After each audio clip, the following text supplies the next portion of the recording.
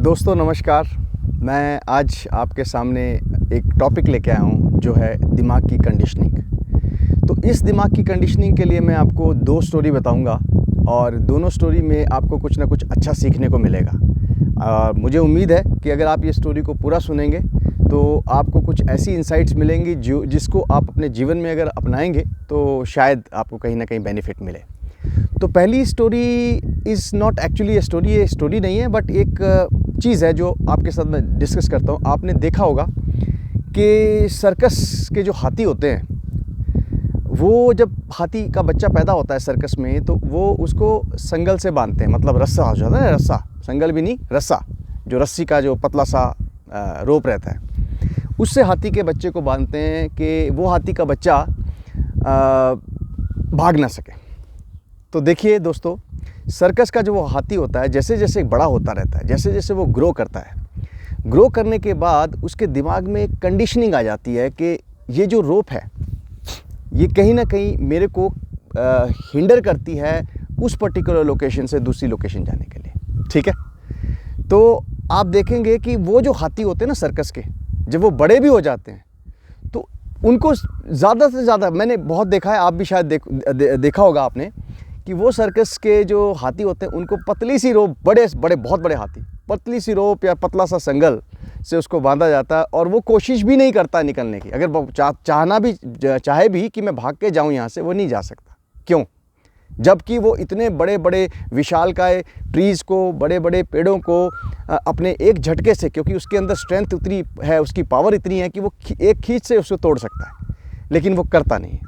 Reason बहुत simple है, conditioning of the brain. सो दोस्तों, ये कंडीशनिंग जो होती है एक हाथी के बच्चे के दिमाग में बचपन से ऐसी हो जाती है कि यार ये रोप को मैं तोड़ नहीं सकता। तो वो जो सोच है ना, जो सोच बनती है वो इतनी बड़ी हो जाती है, छोटी, इतनी स्ट्रांग हो जाती है कि उस सोच से वो हाथी जैसा जानवर बाहर नहीं आ पाता।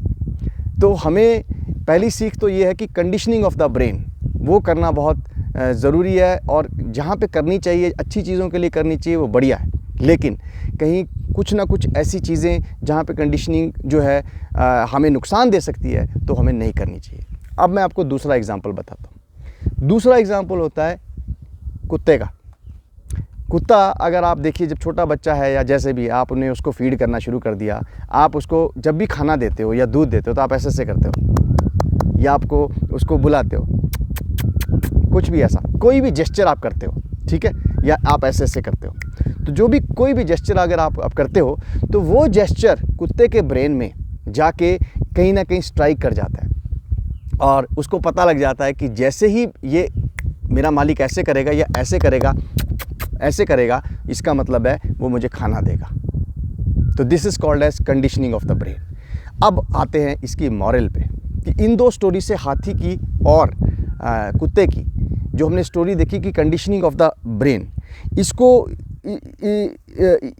इन दोनों स्टोरी से हमने ये चीज़ सीखी कि हम जैसा अपने दिमाग को फीड करेंगे, जैसा जैसा हम अपने दिमाग को फीड करते हैं और एक ही चीज़ को फीड करते रहेंगे, तो वो चीज़ आपके दिमाग में इतना स्ट्रांग बैठ जाएगी कि उससे आपको निकलना भी बहुत मुश्किल होगा। अब इसको प्रैक्टिकल लाइफ में ट्रांसलेट करते हैं। जैसे सपोज़ करिए, मैंने बचपन में ही देखा कि यार ये चीज़ मैं नहीं कर सकता, या मुझे पानी से डर लगता है, या मुझे अंधेरे से डर लगता है। तो वो छोटी छोटी चीज़ें होती हैं। अब मैं आपको एक छोटा एग्जांपल देता हूँ जो कि एक अच्छी मैनेजमेंट बुक में शायद मैंने पढ़ा था कभी। वो कहते हैं कि आपका जो कैरेक्टर है ना, वो कैरेक्टर एक दिन में नहीं बनता। आपका कैरेक्टर बनने के लिए सालों लग जाते हैं। कैसे? कैरेक्टर बनता है एक छोटे से इवेंट से। जो इवेंट होता है, वो पर्टिकुलर इवेंट जो है वो जैसे जैसे बिल्डअप होता रहता है, ठीक है, उस पर्टिकुलर इवेंट से आपकी बनती है कैरेक्टर फाइनली, क्योंकि आपका बिहेवियर बनेगा। आप जैसे सपोज़ करिए, मैं किधर किसी के घर में गया, मेरा इवेंट क्या है कि मैंने उसके घर से कुछ चोरी कर ली, ठीक है, तो मैं छोटी छोटी चोरियां करना शुरू कर दिया। तो मैं बाय डिफ़ॉल्ट कुछ समय बाद मेरा बिहेवियर वैसा हो जाएगा कि मैं चोरी की तरफ बहुत ज़्यादा डेडिकेटेड हो जाऊँगा, ठीक है। अब उस बिहेवियर से वो बिहेवियर ट्रांसलेट हो जाएगा मेरी हैबिट में, ठीक है। तो इवेंट से बना बिहेवियर, बिहेवियर से बना हैबिट, और हैबिट अगर वो कंटिन्यू करता है तो वो कहीं ना कहीं उसका कैरेक्टर बन जाता है। इसलिए दोस्तों, जीवन में कभी भी अगर आपको अच्छा कैरेक्टर बनाना है, बढ़िया कैरेक्टर बनाना है और अपने आप को बढ़िया बनाना है, तो ना हैबिट पे काम करिए, ना बिहेवियर पे काम करिए, सिर्फ और सिर्फ इवेंट पे काम करिए। छोटे छोटे वो इवेंट, जैसे कि सपोज़ करिए मुझे डर लगता है अंधेरे से, तो मुझे क्या करना है, उस छोटे छोटे इवेंट्स पे काम करना पड़ेगा। थोड़ी ऐसी जगह पे जाना पड़ेगा जहाँ अंधेरा है थोड़ी देर के लिए, ताकि मेरा दिमाग कंडीशन हो, मेरा दिमाग को मैं ऐसा डेवलप करूँ कि उस पर्टिकुलर फियर फैक्टर से मैं बाहर आ सकूँ। तो दोस्तों, हमें अपने इवेंट्स पे काम करना है। छोटी छोटी जो दिन की आदतें होती हैं उस पे अगर हम काम करें, उसे हम अच्छा करें, उसे हम अगर वर्केबल बनाएं, तो आप देखिएगा आपका जो वो इवेंट पर काम किया हुआ आपके बिहेवियर में ट्रांसलेट होगा, और वो बिहेवियर आपका जो है वो आपका हैबिट बनेगा, और हैबिट जो है आपकी वो आपका कैरेक्टर बनेगा। सो दोस्तों, अच्छा इंसान बनने के लिए आपको बिहेवियर हैबिट पे काम नहीं करना है, इवेंट पे काम करना है। छोटे छोटे अच्छे काम करते रहिए। जैसे जैसे आप छोटे छोटे अच्छे काम करते रहेंगे, वैसे वैसे आप देखेंगे कि कहीं ना कहीं वो चीज़ आपके अंदर आ रही है, आपका बिहेवियर चेंज हो रहा है, आपकी हैबिट बन रही है, और फाइनली आप एक अच्छे इंसान, एक अच्छा कैरेक्टर बन रहे हो। सो दोस्तों, ये था मेरा आज का topic, conditioning of the brain. So thank you very much. अपने बच्चों के लिए और अपने लिए ये कंडीशनिंग करके देखिए, डेफिनेटली आपको फ़र्क पड़ेगा। और कंडीशनिंग के लिए कोई भी उम्र नहीं होती है, आप किसी भी उम्र में अपने दिमाग को कंडीशन कर सकते हैं। Only thing is commitment, dedication and zeal to do that. अगर आपके अंदर इच्छा है कि नहीं मुझे करना है, मुझे छोटे छोटे इवेंट्स पे काम करना है, तो उसकी कोई उम्र नहीं होती। अगर आप ये सोचें अब तो मैं बूढ़ा हो गया, अब तो मेरी उम्र हो गई, अब मैं कैसे कर सकता हूँ, तो वो बात गलत है दोस्तों। मैं आपको अपना एग्जांपल देता हूँ कि मैं कोशिश करता हूँ कि मैं जीवन में हर रोज़ कुछ ना कुछ सीखूँ।